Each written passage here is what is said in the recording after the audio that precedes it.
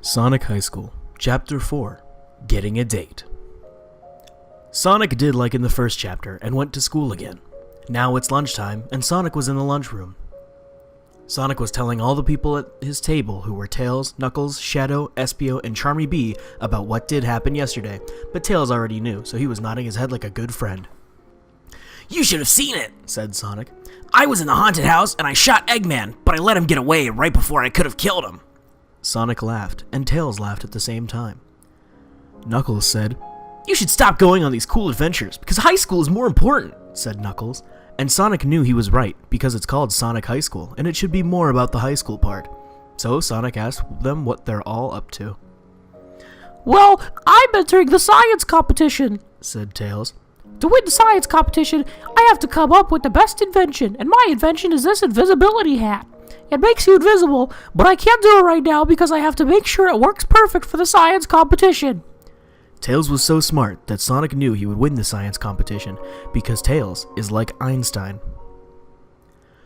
I want to take a brief moment out of character to inform you guys that Einstein in this writing here is spelled Einstein.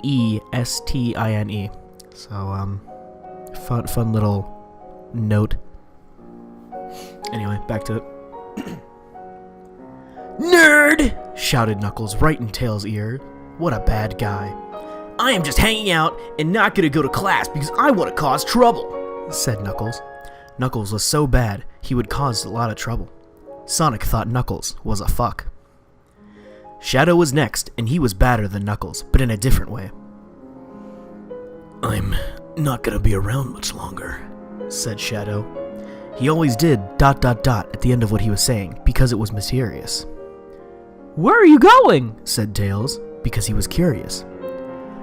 "I'm going to kill my parents," said Shadow.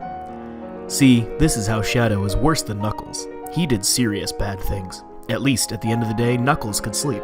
Shadow was too dark for that. "I am going to try out for the football team," said Espio. Espio was athletic like Sonic, but not as fast, but he had a horn on his nose that was good for attacking people in front of him, so Sonic thought he would be good at football. "I'm gonna try out for the play," said Charmy B. Charmy B was loud and singing always. "You're extremely annoying, so you should do great," said Knuckles. "Do not hurt my feelings," said Charmy. Charmy was used to being hectored, so he was able to remove himself from his potent fury. "Did you see Rouge just now?" said Espio. "She is looking so hot in her tiny bra." Espio obviously wanted to kiss her deep. "You should ask her out," said Sonic. "But the prom was yesterday," said Espio. "Well, that's okay. You can date anytime," said Sonic. "Oh," said Espio. "Well, then I am going to kiss and sex her tonight." Espio was like a little boy looking at his mom's boob for the first time. Not sure what I'm reading here. Sonic and Tails together were both looking at each other, and they wanted to help Espio. "We are gonna help you get a date."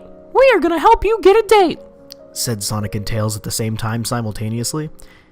"And we are gonna do it right now." "And we are gonna do it right now," said Sonic and Tails. Sonic and Tails got up and both grabbed one of Espio's arms and dragged him across the room. Sonic did the most dragging because he is stronger, and put him right at Rouge. "What is this about?" said Rouge with a questioning sound. She blinked her eyelids like a race car. "What do you want? Why are you here?" Espio looked right into her eyes with a passion like 100 barking dogs and said, "Rouge, will you go out with me?" Espio was sweating, and there were drops of sweat dropping off his hands in front of her. "I don't know," said Rouge, and looked at Espio. Rouge gave him a sexy look that made Espio feel in love. "Please do it!" "Please do it!" said Sonic and Tails together at the same time. "Okay, we can go on a date tonight," said Rouge. Sonic and Tails and Espio were stoked and high-fived right there. By the time this night ended, one of them would have done their first sex. "Now here's the hard part," said Espio. "How do I put sex in her without getting in trouble?"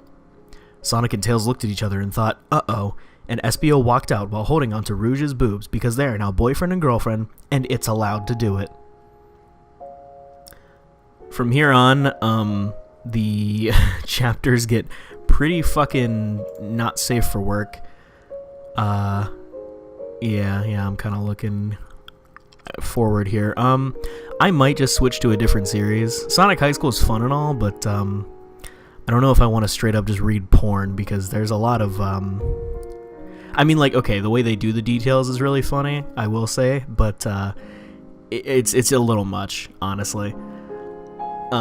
If you want to hear me continue and you want to hear the rest of Sonic High School, I'll keep going.